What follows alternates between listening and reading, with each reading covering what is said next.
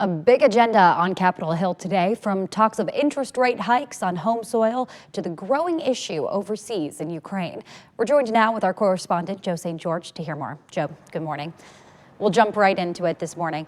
The Fed is expected to announce an interest rate hike after a meeting that begins today. Are we going to see an impact on that here in Wisconsin? You know, everyone's going to feel an impact on this. And I know interest rates sound super boring, right? I get it.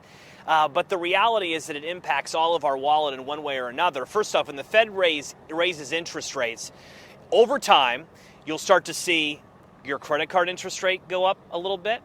If you're interested in buying a house, you may see the mortgage rates go up a little bit as well. Buying a car, that car loan may increase a little bit. So why are they considering this? Why are they doing this? Well, if you go to a class at the University of Wisconsin in economics, they'll teach you that when you raise interest rates, the belief is that because it's more expensive to borrow, people might buy less. And if there's less buying going on, therefore, maybe the price of goods and services will decrease. It doesn't happen overnight, but it's certainly one tool in the toolbox here in Washington to help bring some relief with the high price of goods. Caroline, I know both you and I are both seeing this when we go to the store, especially the grocery store or to the gas station.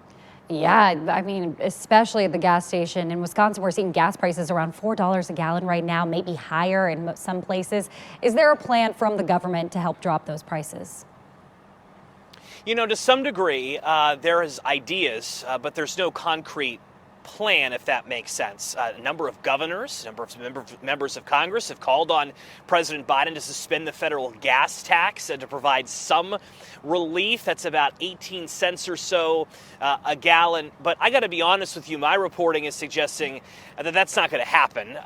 And it's because if you take away the gas tax for a few weeks or for a few months, ultimately, that impacts infrastructure projects. That money typically is funneled into the Highway Trust Fund, which helps fix potholes, which helps repair bridges. Oh, by the way, Congress just passed that major infrastructure bill that they're proud of, and a lot of that funding relies on the federal gas tax coming in. So that's why I don't expect anything there. However, if you look at some of the markets, you're noticing we're not seeing those big spikes that we saw last week at this time. Things are beginning to stabilize, and even though this new normal is certainly unacceptable to every single one of us, at least we're not spiking closer and closer to $5 a gallon as a national average. So we're going to have to endure this for quite some time. It remains unclear, though, for how long.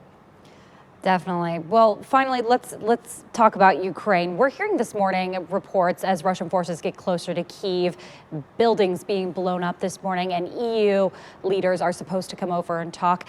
Is the U.S. going to take any more action to help the Ukrainian president in this fight? Well, most likely the answer is yes to your question, but the extent of which they're going to help is still very much unclear. It's one reason why President Zelensky is speaking virtually to Congress tomorrow. You heard that in that last report there.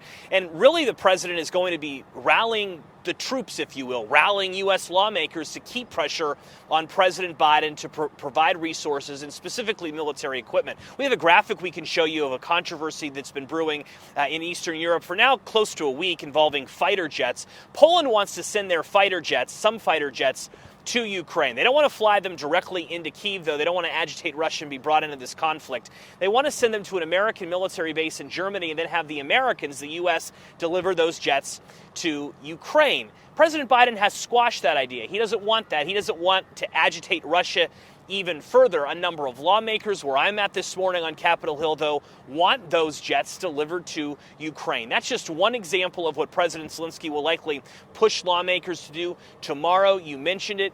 European leaders are going to Kyiv today, leaders from Poland, Czech Republic, elsewhere, to show support for Ukraine. And reports are emerging that President Biden could go to Europe next week for an emergency summit, if you will, with other NATO leaders. So a lot of developments this morning as the world continues to watch Russia's invasion of Ukraine.